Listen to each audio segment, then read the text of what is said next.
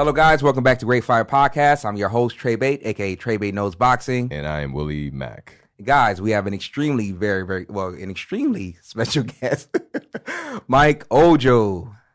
What's up, guys? Big Mike. Big Mike. So now, is Ojo short for something else? No, Ojo is Ojo. Just straight up? The shortest, most sweet last name. Oh, okay.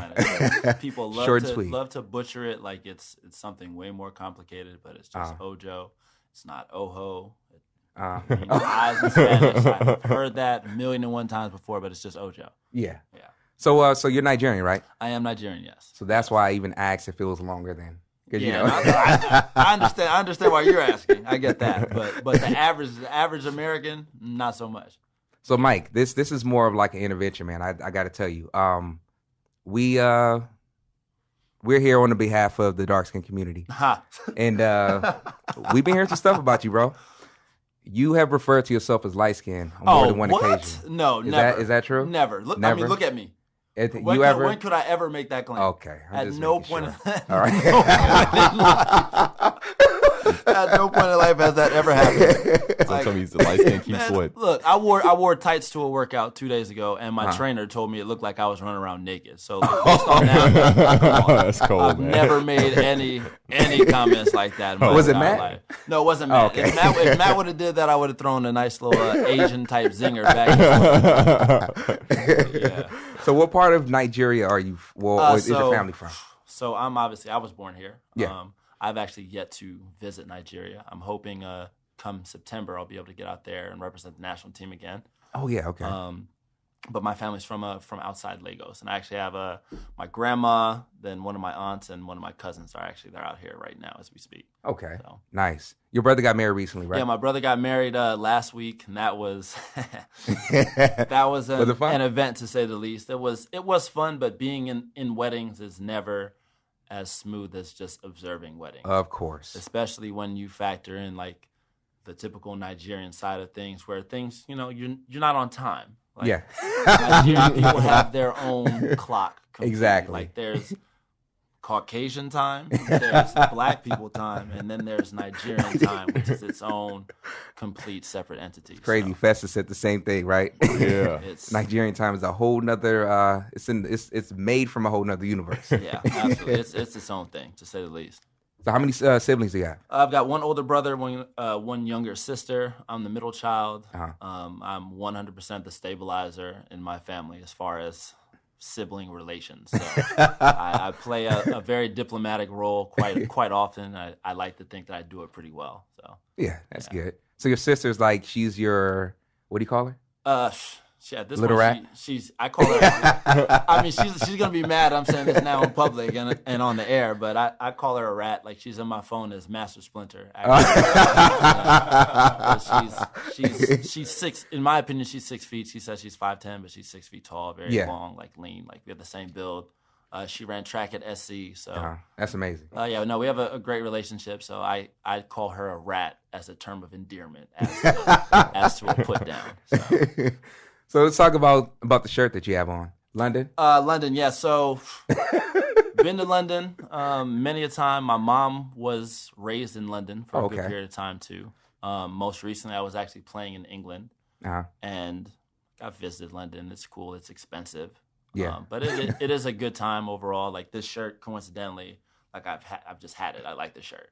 There's no real like meaning behind it or anything like that. You sure? 100%.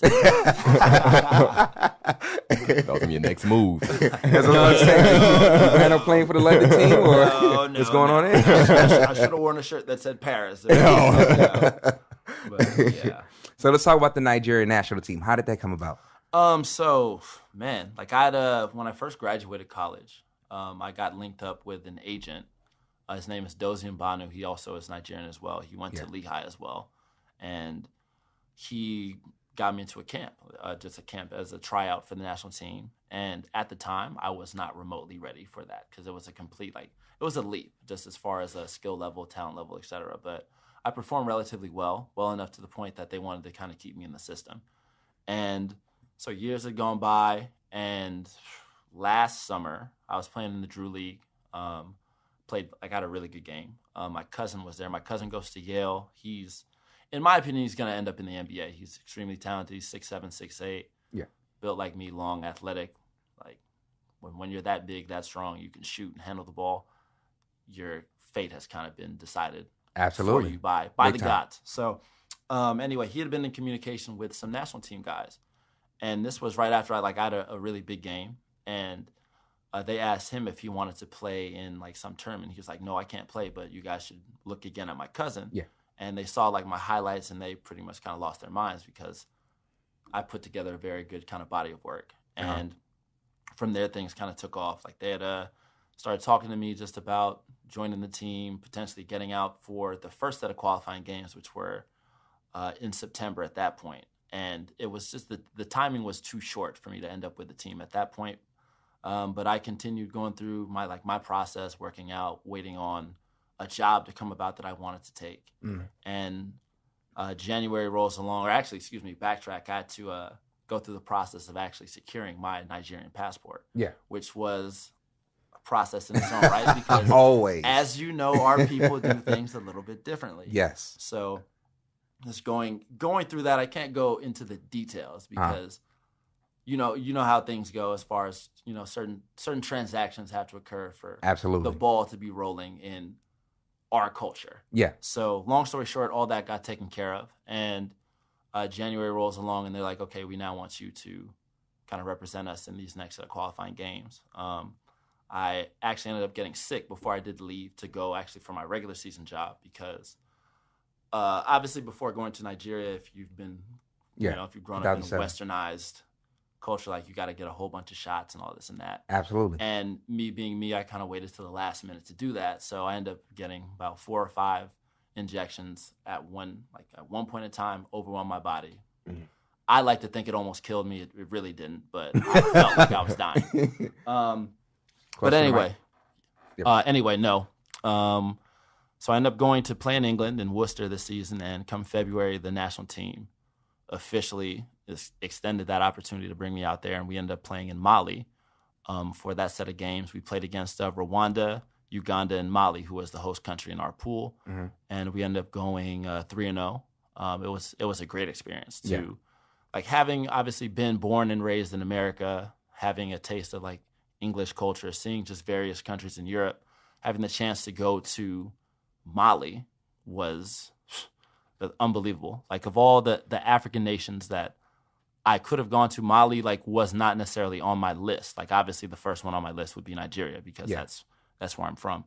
But it was still just an amazing experience because coming from westernized culture and going into a country where you're no longer the minority by any means. Like Very you're true. just a black face amongst a sea of other black faces it was just amazing to experience. And this was also after Black Panther had come out. So really? From a culture standpoint, everybody's just charged up and finally fully embracing like African and black culture. So just like the timing of it was crazy, but it was a great experience. So do you think like after Black Panther that like what you said, have you seen a rise in that? I've seen, man, like if if I could compare like where kind of the embracing of African/black culture is now versus when I was in like middle school, high school, like night and day difference. Big time. Like night and day difference, man. I'm sure you could probably attest to that as well. Absolutely. Because going to high school, like people would make fun of you for being African. For being African, oh yeah, you're African. They throw on a terrible African accent. Yeah. Make fun of you for being dark skinned. And that's why our parents pretty much gave us English names. Exactly. To help us, assimilate within society. Culture. Like obviously if I pull my ID out and you see my middle name, like you'll fully know, like, oh yeah. he's not what is your middle name? My middle name is Ade Tokumbo. So, that's definitely. Yeah, exactly. Like people see that and they're like, what's this? What's going on? But obviously that's my middle name for the longest. Like the longest, I literally wouldn't tell people my middle name just because I know like they'll go through the process of butchering it 15, 16 times. Yeah. And after the 3rd time, it's like, okay, you can't say it. You know what it is now. Can we go about our business? Let's just move on. But no, like the shift has just been it's crazy. And I mean, I'm glad it's finally happening because I feel like Africa as a whole gets a bad rap, and everyone thinks it's all third world and this that, but it's really not. I always tell people that you would be surprised. It's like Brentwood or I always tell people there's a Brentwood everywhere. Absolutely. There's a Skid Row everywhere. Absolutely. That's just how it is. Like, just because, of course, what we've seen through the media or through TV, we've seen literally one part. And there is that part. That part definitely does exist, but you guys never show the other part. Exactly. You guys never show, let's say, Abuja. You guys never show certain parts of even Lagos. That's really, really like upscale. There's tons of investments. There's a lot of money out there. There's a lot of money. And a lot of people don't see that. And it's probably due to, I'll say this, like our parents' generation, there was a lot of things going on because not everybody had this. Like, I guess it was a lot, the opportunities were they were limited. There's limited opportunities. Definitely. And I think like, for example, let's say me, you, Festus, like the Ezelli brothers and, the rest of us, we have more opportunities now to do, or to explore our craft. Definitely. I know, like, growing up, too, obviously the stereotypical Nigerian, you're either a doctor, a lawyer, or an engineer. Exactly. And obviously, like, I'm a professional basketball player, so I've kind of broken the mold with that. And I ran into a lot of friction, like, with my dad growing up because he wanted me to go on that same, like, linear path. Absolutely. But that just wasn't where my passion kind of lied. Like, That's obviously... True. Like, I like to think I'm an intelligent guy and I'm capable of doing other things. But at this moment in time, that's the kind of path and pursuit that I'm on and I've been on. So, like, I feel like also now Nigerian parents as a whole are starting to see that there's opportunity in sport. And obviously a staple part of Nigerian life, as, again, you can attest to, education. Big time. And now they're seeing athletics as a means to get a free education, and if you say free and anything quality to a Nigerian, they're going to throw everything they can at that. So I think that's also kind of factoring into why there's a larger kind of influx of Nigerians into like westernized sports within like the United States. Yeah, and the thing is, like, we're dominating in almost every genre. In fighting, Nigerians are coming up. Of course, let's say the top heavyweight, Anthony Joshua. Apparently, Deontay Wilder. Really? Apparently his grandfather or something like that. Okay, but they always try to grab a piece of that and make something happen from that. But that makes a lot of sense because I mean, in a sense, it's like our parents pretty much raised us, or like the way that they came, like as far as them coming to America, the whole school structure and that type of talk was pretty much it was created to stabilize the family setting or whatnot. Definitely. But now we realize that it's something a little bit beyond that. There's more opportunities beyond that. You know what I'm saying? And it's funny because for the first time, my parents actually watched a podcast with Festus. Oh, really? For the first time, and they were blown away. Mm-hmm. They never knew. They didn't even know that I even had the show. Oh, man. But when they watched it, they were like, were you keeping it a secret? Or? No. I told them. I always told them, but they never looked at it. But like, I just sent it to my mom. She looked and she was like, damn, I never knew. Mm-hmm. I never knew that you was interested in Nigeria, Mm-hmm. So I'm actively still learning, and I'm very obviously interested in it because it is who I am. Like it's undeniable. Like I'll walk down the street and anyone that is Nigerian, like you could point me out and be like, oh, yeah, that's true. He's it's funny how like we talked about that. We like Nigerians have that sense. Absolutely. We always know when a Nigerian's around. It's the craziest thing ever. So how many teams do you play for? From a professional standpoint, that's a lot. I believe. I've played in England, Cyprus, Sweden, Greece, Italy, Czech Republic, Austria. Then I did a brief little stint in China, like for a tour. So I want to say probably about 7 or 8 different teams. You're under 30, right? And I'm 29. Okay. I've ran into a few injuries and a little bit of like setbacks, which is kind of what derailed me from a path that I was on. But I've bounced around a little bit, to say the least. So it's been a journey. So you play for the Drew League now? Yeah. So playing the Drew League. Been doing that for about 4 years at this point, 4 maybe 5, and that is it's an amazing experience. Yeah, that's impressive. The Drew itself is an experience, as anyone who's played in it and has been to it can really attest, because you'll have top level guys come in there and expect to just walk over people and dominate, but it's not like that. It's not like that at all. Because with basketball, with sport, like they're obviously talented people who fall through the cracks, who are just grinding in silence, who are just waiting for an opportunity. and a stage to display that. And the Drew is essentially like a platform for those guys, in addition to just being a solid like pro-am, arguably the best pro-am in the country, to where guys can just hone their skills throughout the summer. Yeah, and I was going to jump on that too, because I've seen a few NBA players that play in the Drew League. James Harden, Swaggy Pete, Nick Young, JaVale McGee. You know what I'm saying? Who was one of your hardest opponents that you ever had to guard in the Drew League? In the Drew? Yeah. In the Drew. Because the thing is, like, my summers have now blurred because I'll play like in the Drew, then just general pickup. Yeah. And I'd say in a summer setting, the hardest player I've had to guard is NBA MVP James Harden. James Harden, yeah, he's herky-jerky, man. He's an insanely tough cover because he's strong, he's athletic, and then he can shoot the lights out of the ball. So there's no way that you can give him any space to kind of counteract his dribble moves or his speed and athleticism. So hands down would be James. Second would probably be Baron Davis, who's arguably like the godfather of the Drew, because he kind of put it on the map, and he brought a lot of attention to it through his documentaries and things like that. So, yeah. So speaking of James, how do you feel about LeBron James being in the city? I think honestly it's good for the city. Yeah. Obviously the Lakers have been a franchise that has been in a state of turmoil and disarray over the past 4 or 5 years. And I think it all kind of started with them giving Kobe an insanely crazy extension when he was at an advanced age.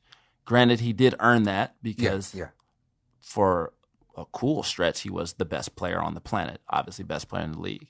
But from a management standpoint, they overinvested in him and kind of just paid him out, when I feel like they could have done that differently and brought in or paid him less so additional talent could come in and help him. And in my opinion, he probably still would be playing. But that's also not who Kobe is as a person. That's very true. And to me, that's almost like, okay, that's kind of his weakness, but his strength at the same time. Like, he's a very strong-minded person, and he wants to be that guy. And he always believed he was that guy. And, I mean, it worked for him. So it's hard to knock that. But with LeBron now coming, and obviously the accolades that he brings with him, the championship pedigree, the legendary leadership like skills that he has, I think he could really help the young core develop. And obviously, like, the Lakers are now going to be a playoff team. I wouldn't go as far as to say that they're a championship contender in their current form, but they're definitely going to be a playoff team. They're definitely going to have exciting, close, competitive games versus the kind of blowouts and stuff that they were going through as of late. So that's big. Yeah, definitely remember those days for sure. Yeah, hopefully it's a new day coming. Yeah, as a Laker fan, like, I've been a relatively undercover Laker fan, because when we're winning, we're great. When we're losing, everybody loves to bag on us. Yeah, and it's like, oh yeah, you guys suck now, so like, let's get our shots in when we can. Yeah. But obviously with LeBron coming, like, that kind of changes things, because people have I mean, what can you say? This is LeBron. He's still the best player in the world, even though he's getting older, but he seems to be aging backwards. So whatever he's doing, I feel like should be kind of the blueprint for everybody else. I don't necessarily know if he's ever going to publish or speak about the methods and tactics that he has to stay at this level. But if he ever does happen to put that out there, if he ever happens to come across this podcast, like, if he ever has a conversation with CJ McCollum, like, I tell him the secrets, and I would love to press him and ask him some questions about some longevity type things. So speaking of asking questions, you do some commentary, right? Yeah. So you have a career in this stuff. Slightly, you have experience. I have experience. Yeah. I know my college major was like broadcast journalism. Nice. Minor in Africana studies. That was kind of what it was. But long term, I could potentially see myself with a career in broadcasting. And this past season in England, I had the opportunity to actually call some games that I wasn't playing in, just like opposing teams, and that was feel? Man, it was crazy. Like, it was insane, because I never actually pictured myself on the other side of the mic in that sense. Yeah. And where it really came full circle too is one of my college teammates was playing on like one of the other teams out there, and I actually was calling his game. Yeah. And having kind of grown as a person with him and having battled with him in college and then battled with him within that league, and then to go and be sitting on the sideline and actually calling and announcing his game was just crazy. But it was a fun experience. If anything, I had to tone myself down a little bit just because, like, obviously when you first step in any door, you don't want to just throw all types of personality out there. Yeah. That's very true. But I definitely found a way to inject a little bit of myself into things. Like when guys would make kind of boneheaded mistakes, I'd get on them, especially like if I knew them personally. So, yeah. It was fun though. Like I thoroughly enjoyed it. If anybody out there needs a broadcaster in the next like 5 to 6 years, please come my way. Like I'm relatively articulate. Like I'm college educated. Like I could do it, I think. So send your resume. So let's talk about boxing for a bit, man. This morning, this morning, I was going through Instagram and I saw you at Glove Works. You was hitting the mitts, man, and yeah, man, you was hitting the mitts, man. So look, that wasn't one of my finest moments, as you could probably attest if you scrolled through the comments. True. But it's been a year. I've got better. My craft, has improved. I'm not a world-class fighter. Considering I play basketball, like yet I like that. I'm doing it primarily as a form of cardio because, in my opinion, boxers are in the best cardio shape of any athletes because, big time. Like you're always on the move, and then in addition to that, you're actively trying to hunt somebody within the ring, and you're trying to defend yourself. Exactly. Yeah. So, my boxing stuff it was sus. That first post was very, very sus and shaky. I was gassed up at the fact that, you know what, I'm taking boxing classes. I'm going to let everybody know. Like, exactly. That's learning. What it's all about. It's a process. Yeah, it's a process. So they get to see that, then they see, the future. Exactly. And I mean, it gave me some headaches just because people like to talk. And, and it's fine because you set yourself up for it. Oh, man. Like my boy CJ, he actually has a podcast of his own, by the way. It's called Pull Up. Okay. Anyone who happens to listen to this, go listen to that. It's absolutely. Dope. Anyway, he made a comment about, me having a lot of power behind my punches, but the fluidity of my movement was lacking. And unfortunately, that has stuck with me for a year as far as catching heat from Matt. I don't know if you know Mossy and Steph, but catching heat from them, like it's become this running joke as far as fluidity. And let's just say now my boxing game is a lot more fluid than it used to be. There we go. That's what it's all about. Work in progress. It's all about form. Yeah. So who's the most popular, or I guess the most popular NBA player that you dunked on? I've dunked on. God, nobody. I don't dunk like that. P, bro, you dunking on Swaggy P? I'm not dunking like that. You can't dunk. Though, I can dunk. I can definitely dunk. If anything, in the game. In the game. Like I've been working more so this summer on actually using the athleticism that I've been blessed with. Absolutely. One of the downfalls to my game, in my opinion, is I have a really good ability to shoot. Like I shoot very, very, very well at a very high level. So in my mind, it's not always necessary to attack the basket in full because it's like, okay, I could get these same 2 points contact free with a semi-contested shot that I feel like I can make 70 to 80% of the time. Very true. So in my mind, it's like, okay, let me take this contested pull-up versus going to the basket and putting my body at risk and et cetera. But obviously you can't settle for jumpers all the time because then your game is predictable. So if anything, like I've been trying to vary that up a little bit more. But no, like I've caught some bodies before, like no NBA guys. There's some pictures on my Instagram, like deep down there. But yeah, no. You mentioned Swaggy P. Like I remember coming across him, not in the Drew, but just like pick up. He's a tough cover because he's 6'7", 6'8", long arms. He's not now as athletic as he used to be, but he's a beast. He's a beast. Like, he's one of those guys like. There's some guys that you just know are in the league for a reason. He's one of those guys. Like even though people kind of clown on him now, but super, super high level guy. Yeah. He is talented. He really, really is. Yeah, I like swag. So now let's play a little game. Okay. This should be interesting. Truth or dare. Okay. Oh wow.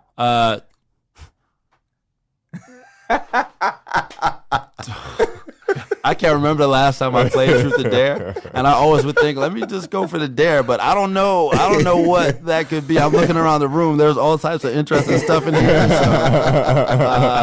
anything can happen. Let's go with a truth to start. Truth.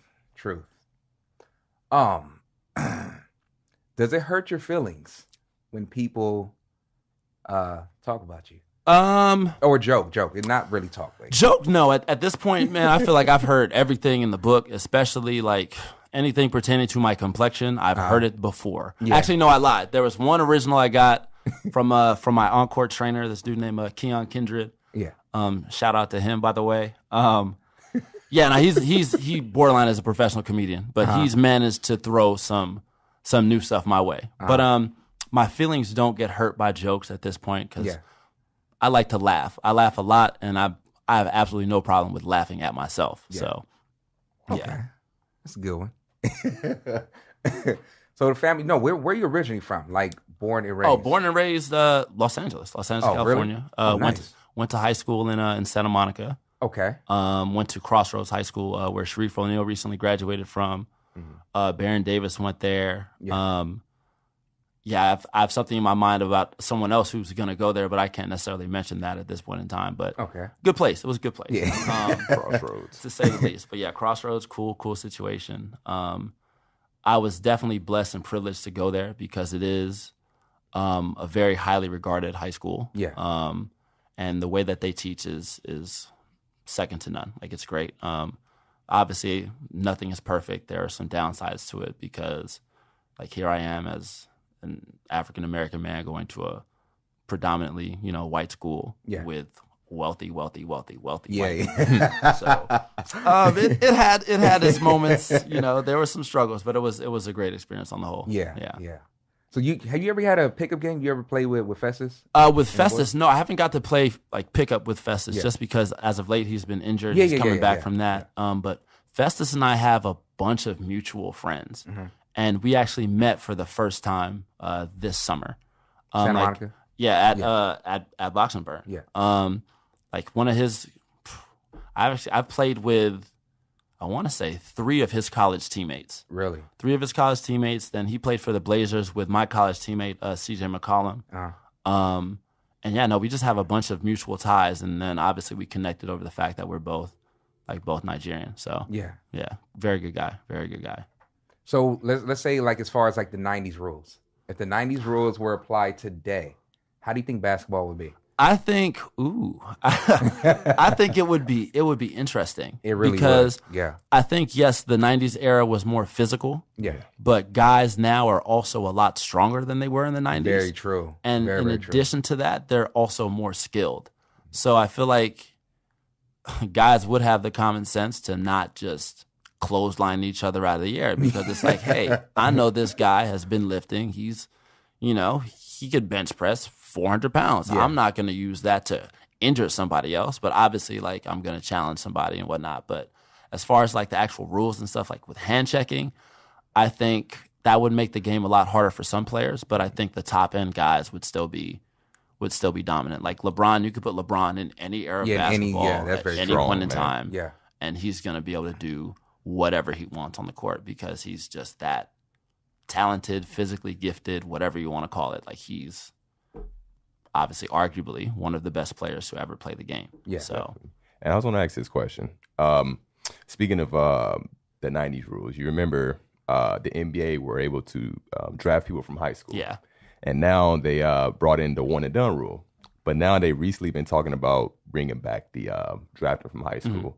Are you in favor of them bringing it back, that rule, or you think they should just go to college first? I personally think that, as with any career, if you know what you want to do early in life you're talented and capable of doing so, there should be nothing in place to prevent you from doing that. Yeah, nothing to limit that. Yeah, that's true. If there's a college, or not a college kid, if there's a high schooler who's capable of being, a neuroscience person, they'll let them go do that. If they want to be a lawyer, they've gone to law school or whatever. That's true. At the age of 18, they managed to complete law school. You can be a lawyer. So why not? Why can't you be a basketball player once that time comes for you? And plus, the rules are different, right? Like Fetz was talking about, like how you couldn't use your hands in college. You have to use your chest. Yeah, I mean, man, the difference between like the college game and the NBA game is it's two different sports. It's borderline two different sports, just because like I mean they're now trying to converge the two. Like they're trying to actually converge all basketball, so there's like a universal set of rules and regulations. But I mean, I don't necessarily think that under the professional level that makes sense. But as far as college, like, yeah, you have to be a lot more active with your feet defensively. It's not as physical of a game. Obviously, you have the difference in the 3-point line and whatnot. Yeah. In college, you can camp out in the paint as far as help side defense. In the NBA, you have defensive 3 seconds, which in the 90s didn't even exist. Like you had to be guarding somebody, otherwise it would be illegal defense. True. But yeah, no. I think going back to the initial point, like I think there's absolutely no reason anything should stop an extremely talented kid from pursuing his dreams. Because if anything, what ends up happening is there's like a trickle-down effect. So the one-and-done guys who would just go on to the NBA now become obviously like blue-chip prospects, and they'll go to Duke, they'll go to Kansas, they'll go to Michigan, Villanova, wherever, and they'll end up knocking off those second-tier guys who would actually stay in college for multiple years. True. So now those guys aren't going to the high majors, they're going to, the mid-majors. Then you have the mid-major level guys who would obviously stay in school for 4 years. They're now getting bumped to low-major guys. The low-major, yeah. Then you have low-major guys who are now getting bumped to D2, D3, et cetera, et cetera, et cetera. So I think to almost balance out and stabilize the game, you have to let those guys go. Because, like, what's the point in having, like... Yeah, that makes sense. Like Zion Williams, for example, like another super freaky gifted person, just blessed, literally blessed by God. Like, this dude is 6'8" with some crazy wingspan. He's 285 pounds. Man. And he broke Duke's record for highest vertical jump. Wow. And he's that big and that strong. And he's about to go and play against other college people, like other college students. Yeah. Like, this dude is... that's a grown ass man. Yeah. Like, that is a grown ass man. Like he would be one of the heaviest players in the NBA right now, and he can move and do everything that he does. But he's playing in the college game where he'll be matched up. Some non-conference game, Duke is going to have him matched up against some 3 that's 6'7", 200 pounds. Yeah. What's going to happen? He's going to get destroyed. So like, I feel like if you're capable of doing so, like, by all means, like, go ahead. And I think, if anything, that rule is kind of put in place to protect teams from investing money into guys who end up not panning out. That's funny. I was just about to ask you, what do you think the reason is for them even applying that rule? I think it's definitely to protect teams, because for a moment, like, obviously the big word that always exists within drafting and within professional sports is potential. And obviously, if you draft a 17, 18-year-old kid, the potential is technically limitless based on what you see on the court. But obviously, there are other factors as far as work ethic, the person's camp, desire, drive that you can't necessarily measure and gauge. That's true. And that's why a lot of guys throughout those times, if they were fortunate enough to get drafted, some would end up falling out because those immeasurable type aspects of things would ultimately end up holding them back, and they wouldn't end up at the level that they're supposed to reach. Like, even though, in my opinion, if you reach the NBA period, like, yo, you've made it. Yeah, you've done it. Like, you've done something right to get there. True. Yeah. But obviously, like, staying there for multiple years is a completely different story. And a lot of the time, too, that doesn't even come down to your talent and your ability. It's just more your desire, your drive, and then you making the conscious effort to just not be a headache. Because there are certain guys who can manage to stay around the league just because they're good stand-up guys who aren't going to cause headaches for anyone in management. They're going to play their role to a T. At that point, it's like, why not? But so I heard your favorite basketball player was Meta World Peace. Meta was not my favorite basketball player. Meta, like, I've hooped against Meta many a time. He's to this day he's still crazy talented. Obviously, he's nowhere near as athletic as he used to be, because Father Time is undefeated. But no, he was a semi-favorite of mine just because he was a tough-minded defensive player, especially. Big time. When he was playing for the Lakers, he made some huge shots to secure a few championships for them. But if I actually had to name a favorite player, that'd be tough. I would say it's between Steph Curry, just because I feel like he's managed to revolutionize the game of basketball while being a normal human. Yeah. My boy CJ, just because I've seen his progression process, everything, and he's also relatively human, but he's beyond talented with the ball and has a knack for scoring. So in the NBA, are there aliens? I think so. I mean, I think they're aliens throughout life. Like there's certain outliers that just don't make sense. Very LeBron true. makes no sense. Yeah. Like from a genetic standpoint, like from a physiological standpoint, in my opinion, that man makes absolutely zero sense. Remember, I said that years ago. Like, Like this dude, like it'd be crazy if he lasts as long as he's supposed to. And I mean, if he does, and he has, he's superseded that, and he's still getting better at an advanced age. Like, fortunately for all of us, because we still get to watch him play, he hasn't suffered any injuries or anything like that. So it's like he's taking he good can care just of himself. continue to climb. So he's one. Shaquille O'Neal is another, especially when he was younger, because you have man, that dude was dominant, bro. Yep, 7'1", 7'2", lean, cut, running like a freaking gazelle. Sharp elbows. Like I'm not. There's a clip of him dunking on Chris Dudley, who was on the Knicks. I think it was like the 1998 or 99 season. Yeah, where he literally puts him in the basket and then he shoves him on the way down. Like, not human. I saw that. And then going to this draft class, I forget who the guy was, but there's a 7-footer, I believe, who ended up with the fastest 3-quarter sprint in the history of the NBA. So he's faster than John Wall. He's faster than Russell Westbrook. Whoa. Like, I wish I remembered his name, and I should remember his name. And Russell Westbrook is fast. But it's just like, quick. How is that possible? Yeah. So that's another freak. Russell Westbrook is another one because he's listed at 6'4", but he's really not 6'4". And he's actually bigger. He's smaller, and he's a freak of nature athletically. Like, to the point, like, and then his ability to recover from certain injuries, like on a time frame that's just not normal. Granted, I mean, I'm sure they have all types of special recovery stuff that we probably don't know about and never will. But he's just different, though. But like, he fractured a bone in his face and continued playing the game. Like, Alana Beard had the same. I mean, she actually, speaking of W, to me, she's a freak of nature as well. She is. She is. Because she managed to come back from, I believe, like Achilles injuries and stuff like that. Like, she was working with Matt for a little bit as well. Yeah, absolutely. But no, she's an alien. Man, Karl Anthony Towns is an alien. Honestly, any 7-footer out there that is running faster than guards, jumping higher than guards, Kevin Durant. Look at Kevin Durant. Look at Kevin Durant, man.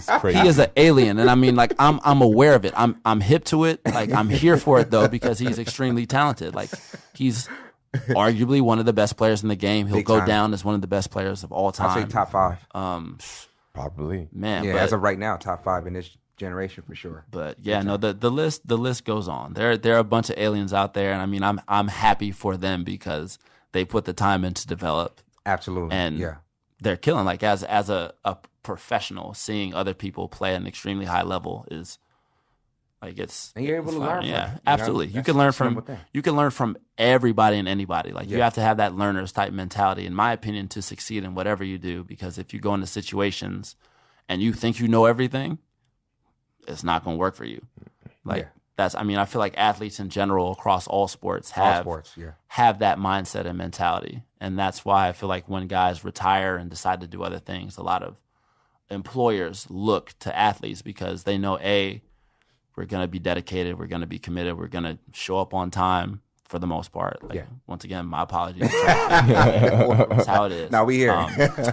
But no, that, and then they're willing to take criticism constructively. Yeah, because that's very, very true. That's essentially what sport and athletics. That's what it is. Like, I could go in the gym with Matt and feel like I'm doing something right, and he'll just be like, "Nah, it's better, but it's not good enough." That's his favorite thing. It's like, "Oh yeah, it's better, but that's not quite it." Like, between him and then like an on-court coach I had, like, who's just a details guy. His name's Rashid Hazard. Like, there's always something you can be doing that's better. That's true. And you have to be open and willing to accept that. And a lot of non-athletes think that they just know everything. They got everything in their pocket. The thing is, it gives you something to look forward to. Absolutely. Yeah. Like, to me, the learning process is like, it's fun because you can see yourself develop and learning things. And like, I don't know. It's cool. It's cool to me. Yeah. That's dope. So now the process into getting into the NBA, how difficult is it? So let's say for somebody from somebody in your position. In my position, okay. Yeah. So, man, you need a lot of things to go in your favor if you're not drafted immediately out of the league and you have to go overseas. Because obviously you could kill, like get noticed that way. That's simple. But even then, that doesn't necessarily mean that you're going to get a shot in the league and that you're going to stick in the league. Can Instagram help? Instagram could definitely get you attention, but attention is like, I don't know. There's a John Wooden quote where it's like, don't mistake activity for achievement. True. So in the sense of Instagram, it's like, okay, that's activity. Like, yeah, people are looking at you and talking about you, but that's not the achievement of what you want. Like, 1 million likes doesn't mean anything. 1 million likes means absolutely nothing in real life. Yeah.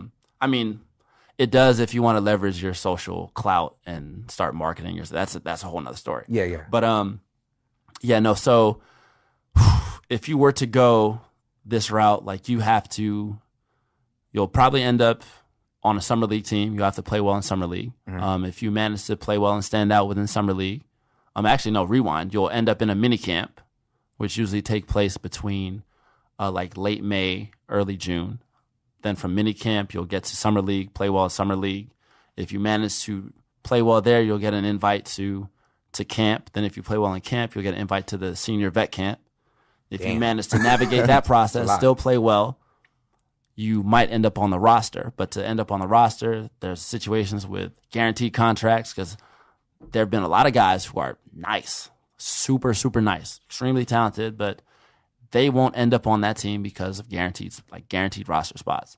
So it's really like it's an extremely slippery slope. And then touching into so tie that into the Drew League, like you have a bunch of guys who are on the cusp and who are NBA talented, but they've run into situations as far as guaranteed contracts and like it's tricky. It's a tough road, but as athletes, we obviously believe in ourselves and believe that we can be that one person to find a way to make it happen. So, yeah, because I was going to ask this. What about the NBA G League, the development league? Is that hard to get into as well? The thing is, the G League it's hard to get into in the sense of, like, if you really want to stick, like, it's difficult. But if you have a professional resume and you've played overseas, and you've made an impact anywhere, you'll be able to get a look and you'll be able to have a conversation to try and get you in the door.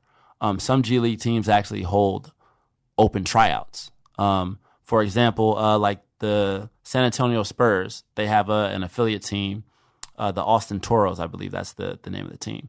But famous story is this guy named Jonathan Simmons, who now is signed with the Magic. He actually went through their open tryout process. Like he paid $100-something to go through their tryout.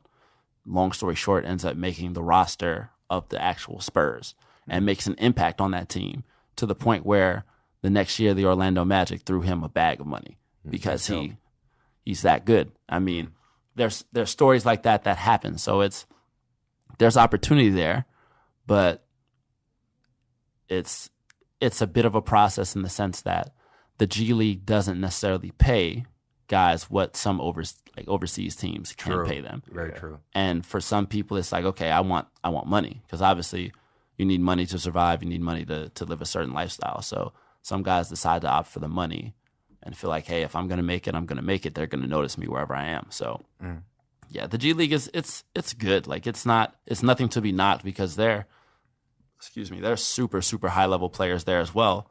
But it ties into the whole guaranteed contract type thing. And I mean, these days they're paying guys a little bit more and then they're calling guys up more as well. True. Because I feel like a lot of NBA like execs and people have realized like it's really tough to find and draft like role players.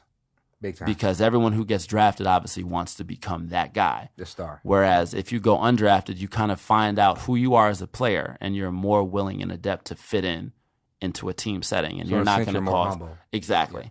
And you're not going to necessarily cause a headache for anybody by them trying to force you into a role. Mm-hmm. So yeah, no, it's interesting though. So I noticed you came in here today with a pair of big baller brands on your feet. Shout out to LeVar, boy. So how do you feel about the Big Baller brand that you support? So I don't not support the Big Baller brand. First off, I think any business that is being like any startup, honestly, it deserves to be applauded because it's hard to get your foot in the door, especially within like retail. That's true. Retail, like and athletic retail, because the be all and end all of any athletics anywhere in the world is Nike. True. Nike dominates everything. Everything. With the exception of maybe like football, soccer, in Europe and whatnot. Like they have Adidas as their rival. But, and boxing too. Yeah, boxing as well. But like the fact that he was willing, or I shouldn't say willing, but he was bold enough to envision his own brand where he's using his family and trying to take care of his family. Like to me, that's admirable. That's very true. I don't think the execution was the best. True. But the concept was awesome, especially like you're leveraging your son, who was the number 2 pick.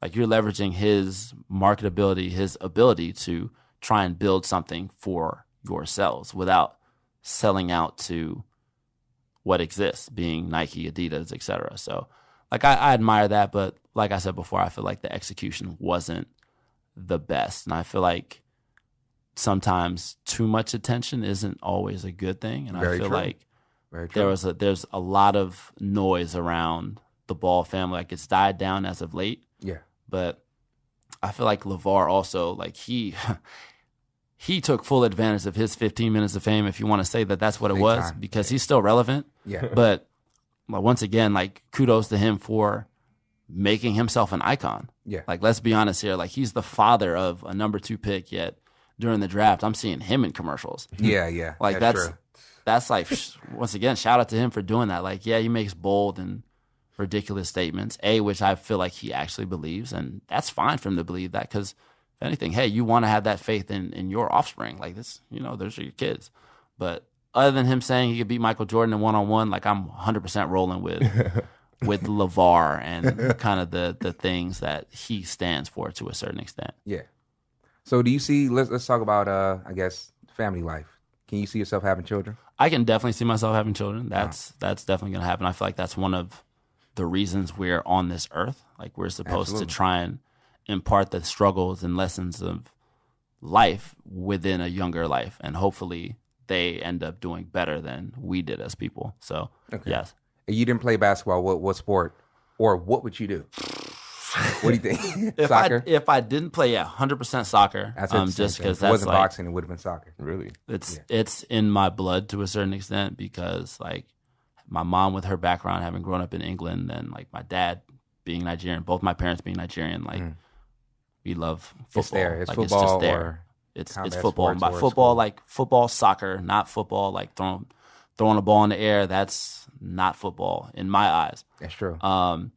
Yeah, I'd say soccer also, because football just wouldn't. It's not for me. Like, I'd be a receiver, and I mean, I'm not just gonna willingly subject myself to, car crashes on a daily basis. Like, exactly. No, I'm good. That's good. The way that I describe it. Yeah. It's literally a car crash, and the thing is, it's like because I compare, even though they're two separate sports, I compare boxing, or like when I talk to people about boxing, I compare football to it. In boxing, you have an option of not getting hit.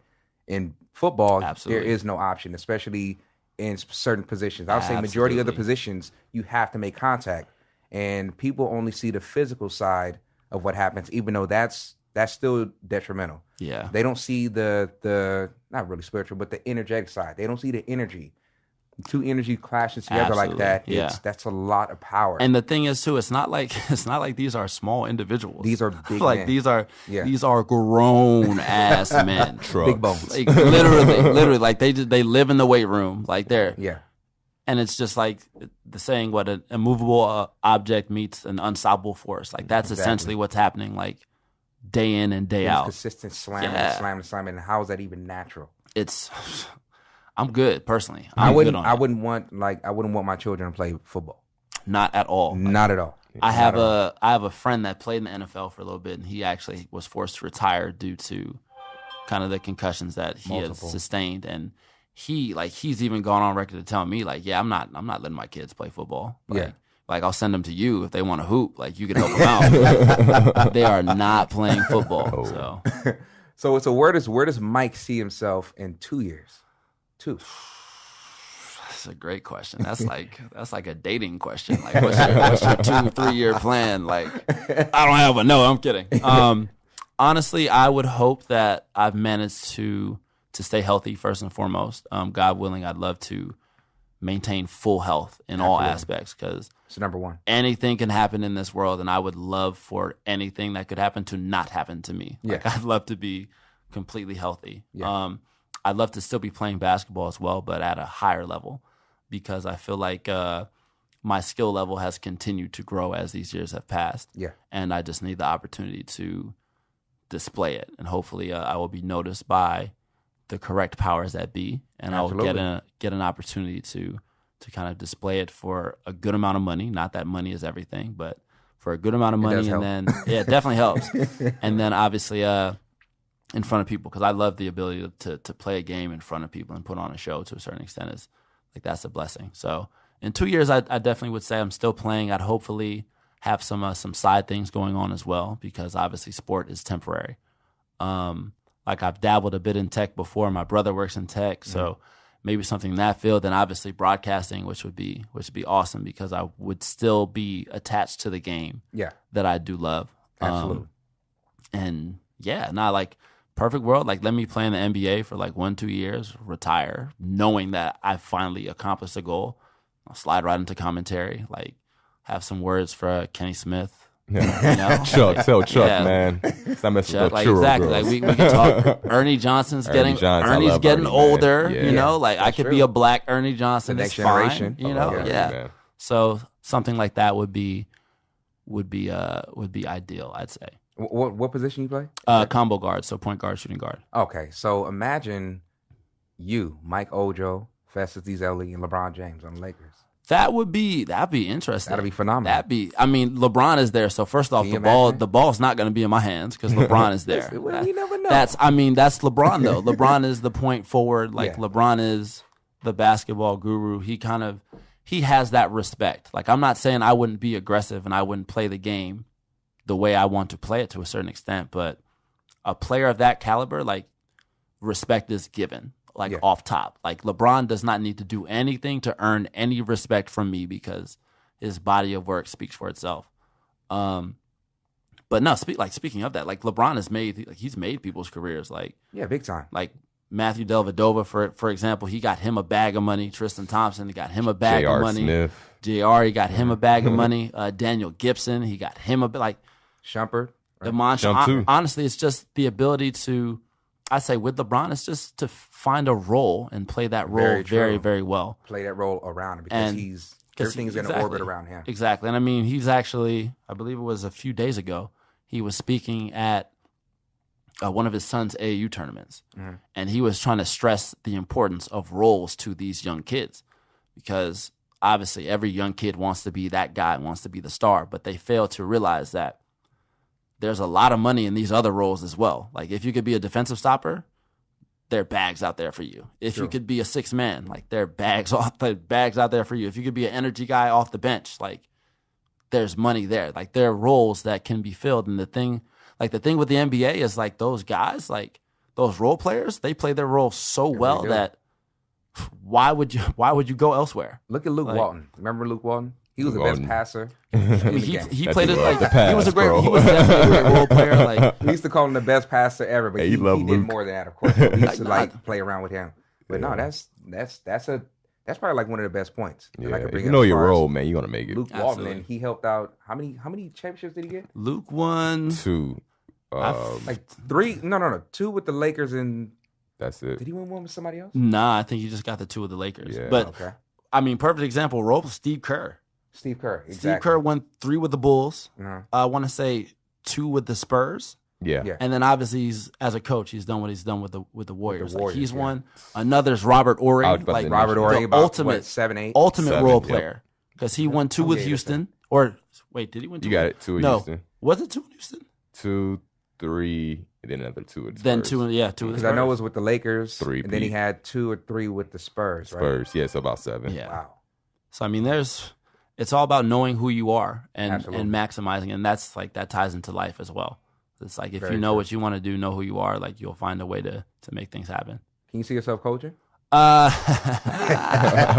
what we got him. That 100% depends. Like, so now by coaching, do you mean like coaching a team or like player development? Like, what aspect of coaching? Coaching a team. I think I would have to have a very good staff around me, just because I know I'm not the most patient person in the world. Big time. And I also know that I don't know everything in the world. So I'd love to, first off, surround myself with other knowledgeable people that I could kind of bounce ideas off. But yeah, I mean, I'd be lying if I said I couldn't see myself coaching at all, like as a head coach, even as an assistant.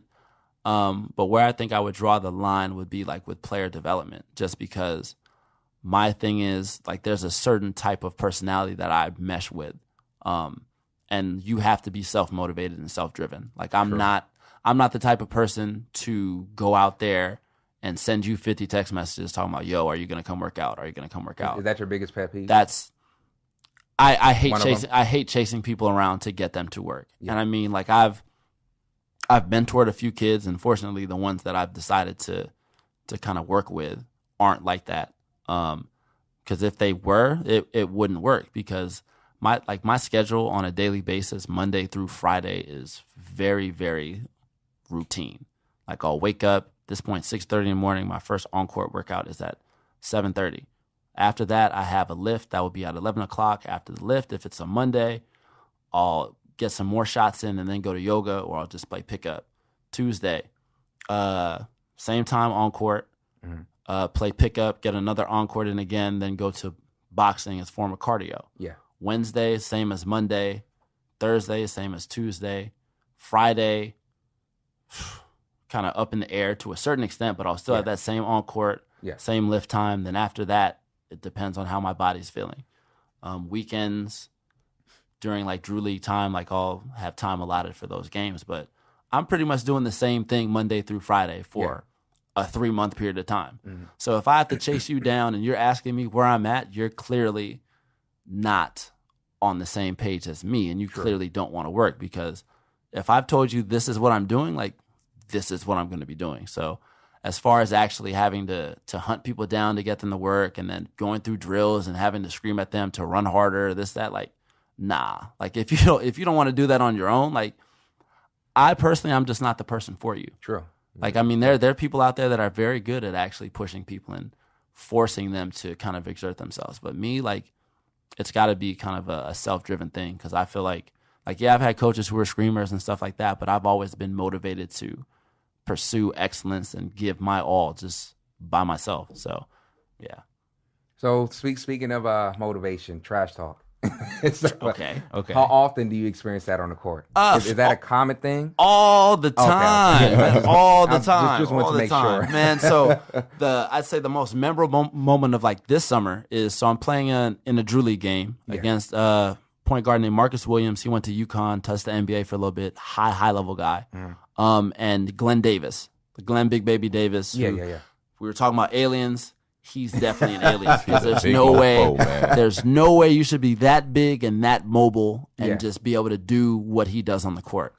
But anyway, no, I played in this game, and the opposing team's coach, like we're friends, and he started off the game like, because he's wanted me to play on his Drew League team for a few years, and we had fell out of touch recently, and he didn't expect me to be playing on the team that I was playing on, because this year I played on LA Loop. We had a terrible year. But my coach is Keon, who I mentioned before. And so it made sense for me to be coached by the guy that I'm training with on a daily basis, because it's easy to see the carryovers and see deficits and, see what you need to improve if you have the same person in all aspects. So unnamed coach, who, like, I'm not going to throw his name out there. Yeah. He comes up to me, like, he daps me up, everything's cool. And then he's like, yo, you're a bitch. I'm like, what? like, excuse me? Like, why are we doing this? And he's like, oh, because you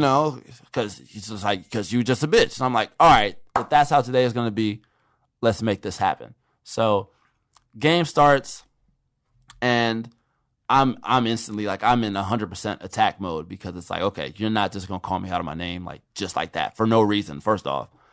And go through the game. So I have the coach talking trash to me.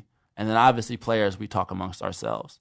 But I ended up having a really good game. I scored, I think, 33. I feel like I had maybe 8 rebounds, 5 assists. Something like I don't remember the details, but I played extremely well. Mm-hmm. And there was one moment I want to say, because we ended up going into overtime and we lost, unfortunately. Yeah. There was one moment I went to the basket. I got fouled by Glen Davis, who I'd been kind of torching him in pick and roll situations just because my shot was fouled. It was a great day. Mm-hmm. And so I'm at the free throw line. He had fouled me, and I'm going through my routine, and he's shouting "Wakanda forever." I need to find the vibranium. Just throwing every Black Panther, every African book at me. Every African joke in the book at me as I'm shooting free throws. I'm just like, come on, bro. Like, obviously it's funny, and I know like there are no mean intentions behind it, but it's just like, as far as trash talk, perfect example. For the record, I didn't miss any free throws as a result of Glen Davis's comments, but that was just a funny moment of trash talk for sure. So now, do you have any questions for us? Yeah. What inspired you to do this podcast? Yeah, that's the second time today. Matter of fact, okay, let's scratch that. No. It's good. No, because they actually asked it in a different way. For the most part, I mean, it was just the conversations that me and him would have. I mean, it was actually another guy that was going to be on the podcast, but things didn't happen that mm-hmm. way. But like, it's just a normal conversation that we used to have, and we just thought about it as, what if people was, let's say, people outside. What if they were to hear or see some of the things that we talk about? Like, and then we thought about it as being, something that would be hella interesting. Mm-hmm. So, we just gave it a try for the most part, and noticed that, we kind of have a thing for this stuff. Like, we never actually knew. Like, of course, with him, he has the radio voice. Yeah. So, and the funny thing about it is, like we went to high school together. It's like we talk about it, like, damn, we never would have seen, like, even back then, we never would have saw this mm-hmm. happen, ever. But, just the way that life happens. I mean, for the most part, we just wanted people to get involved in our conversations. And then it developed into this. And then now, of course, like, we're interviewing, you and Festus and, you professionals, in your own genre. It's super cool. And it's been an amazing journey because we're learning from each and every one mm-hmm. of you guys. Like, you guys are, believe it or not, each and every one of you guys are changing our lives. Like, we learn something that's going to stick with us for a lifetime. Mm-hmm. And we're definitely grateful for that too. Man, I'm flattered and grateful to be here, by the way. And those words, I appreciate that, man. Absolutely, man. Absolutely. Thank you. So guys, this has been another episode of Great Fire Podcast. I'm your host, Trey Bay, a.k.a. Trey Bay Knows Boxing. And I'm Willie Mack. And of course, a very, very special guest, Mike Ojo. Big Mike. I had to throw that out there. Mr. Lightskin. The Lightskin keeps sweating. All right, guys. We'll see you next time. Yeah.